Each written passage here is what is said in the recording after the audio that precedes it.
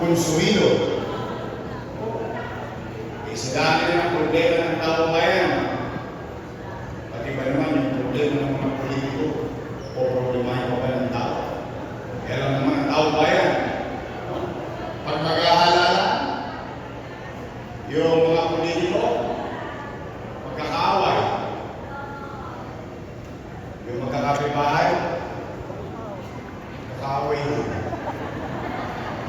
Pagtapos ng eleksyon, yung mga politiko, pati-pati na.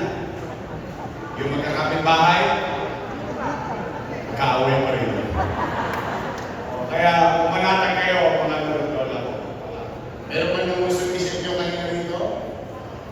Wala naman. Sumakit lang ang tenga nyo kay Apple. Huwag kayo mag-ilala. Tatama din sa tono yan. Konti na lang. O Nay, Tay, kamusta kayo? Salamat sa Diyos. Opo. Bagay na dapat natin magpasalamat sa Diyos. Bakit? Ilang taon pa lang ang makakalipas.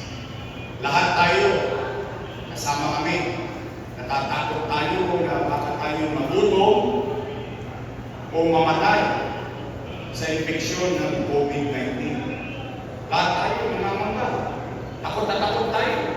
In fact, kahit sa loob ng bahay, pag may mga chin, ay may COVID. O di mo pa. Kaya, maraming salamat sa Diyos. Ano pa man ang hirap na pinagdaanan natin sa nakaraan. At ano pa man ang hirap na dinadaanan natin sa kasalukuyan. Salamat sa Diyos. Ito tayo ngayon sa tutuban. Buhay tayo lang. Dahil ang buhay ay pag-asa. Real talk lang tayo. Basta tayo dito good vibes na. Matanong ko lang kayo. Bakit ba kayo ay hahanap ng ibang mayor kung meron namang mayor na nakaupo?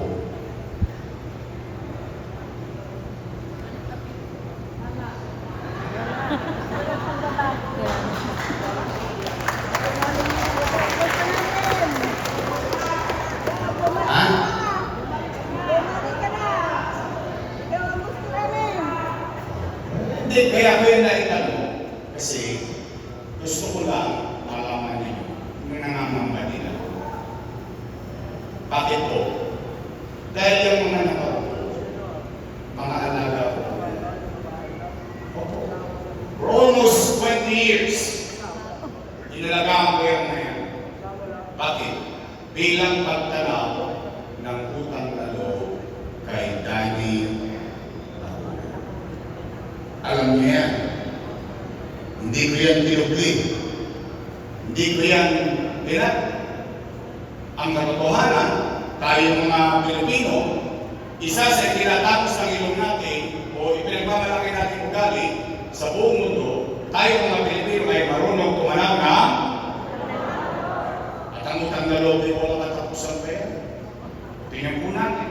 Kung totoo ba, at tinanaw ko, yung utang na loob kay Boss Dan, na inalagaan ko yung kanyang mga anak. Tingnan po natin. Una, Philip Laguna. Nakaupo? Nakaupo. Dennis Laguna. Ako, ito pa ikaw sa mga negosyante. Sorry. Nakaupo? Nakaupo. Lay Laguna. Nakaupo? Nakaupo. Asawa ni ate. Nakaupo? Nakaupo. Si ate. Nakaupo? Ilan sila? Happy? Masaya? Masaya ako na yung hindi napagtagumpayan ni Boss Danny, napagtagumpayan ng kanyang mga anak sa tulong natin. lahat. Ngayon, ang tanong, kung sila'y naging mabuti sa kanilang tungkulin o hindi, hindi ako para humusga. Taong bayan ang maghuhusga niya. Ngayon, bakit sila nagagalit sa akin? Bakit ngayon ako na ang pinakamasama? Sa mata mo? Matanong ko po. Tingnan ninyo. Maghanap kayo ng kahit isa lang. Kahit isa lang na dumagoso sa City Hall. Wala. Bakit?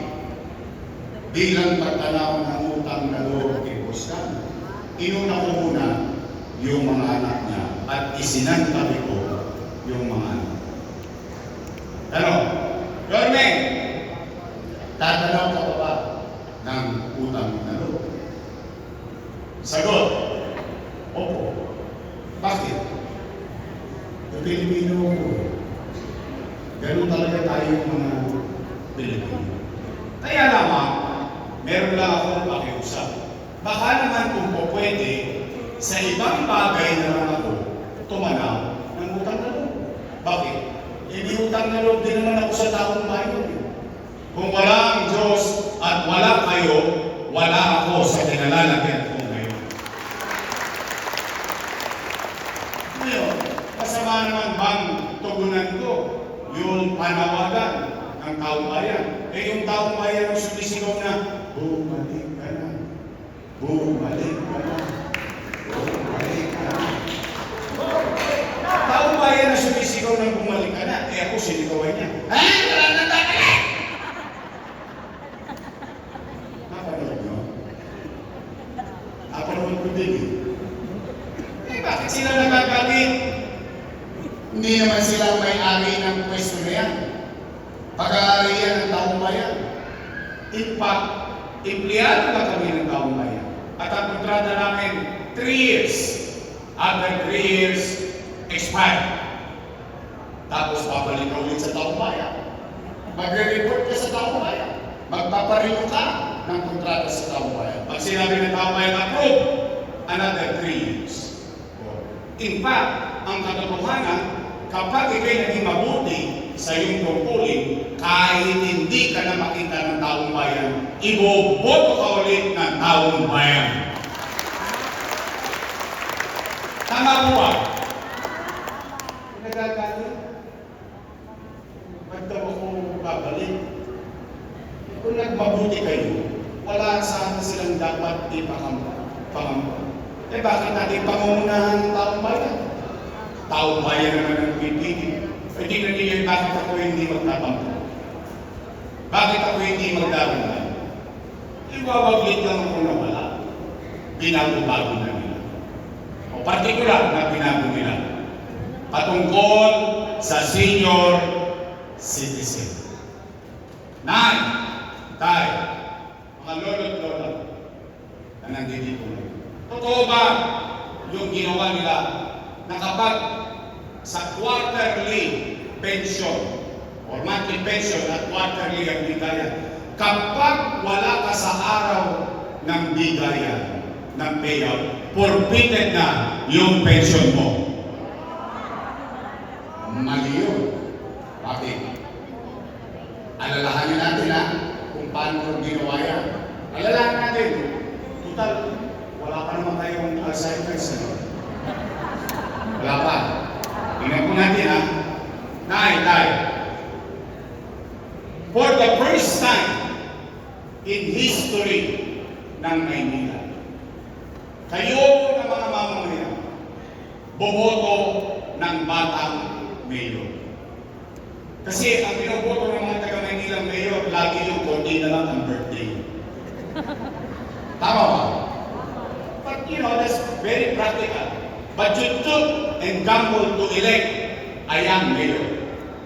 At yung batang mayor na yun, nakapag-isip ng programa para sa mayaman, sa middle class, sa mahirap, sa may sakit o wala, botante o hindi, pantay-pantay may pensyon sa lungsod ng Maynila.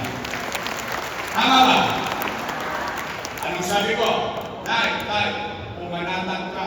Huwag kang mag-alala. Kapag hindi mo nakuha yung first quarter, sa susunod na quarter, doble ka. Tama mali? Ano ba sabi ko noon? Tay, kapag hindi mo nakuha yung first quarter, second quarter, pagdating ng third quarter, triple ka. Tama mali? In fact, ano ba sabi ko nung araw? Tay, pag hindi mo nakuha in January hanggang Nobyembre, pagdating ng Disyembre, maglulubi-lubi tayo.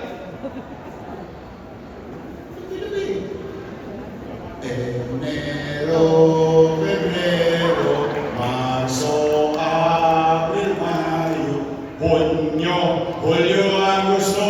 Hey!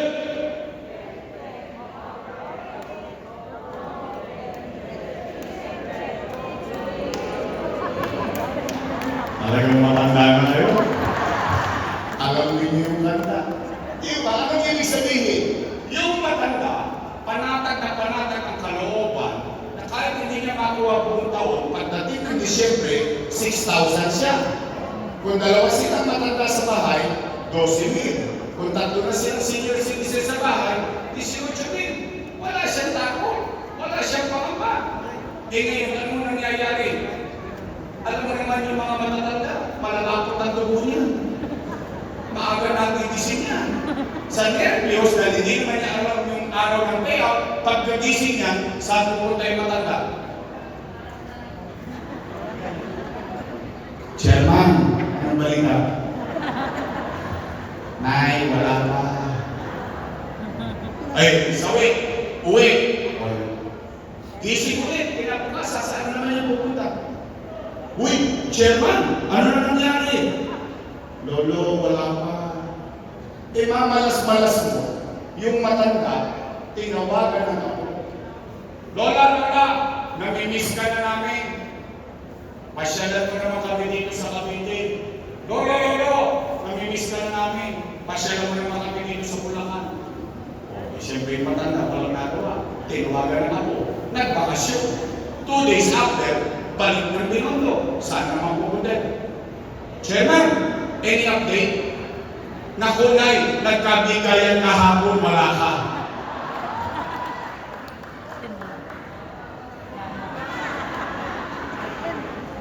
Mali.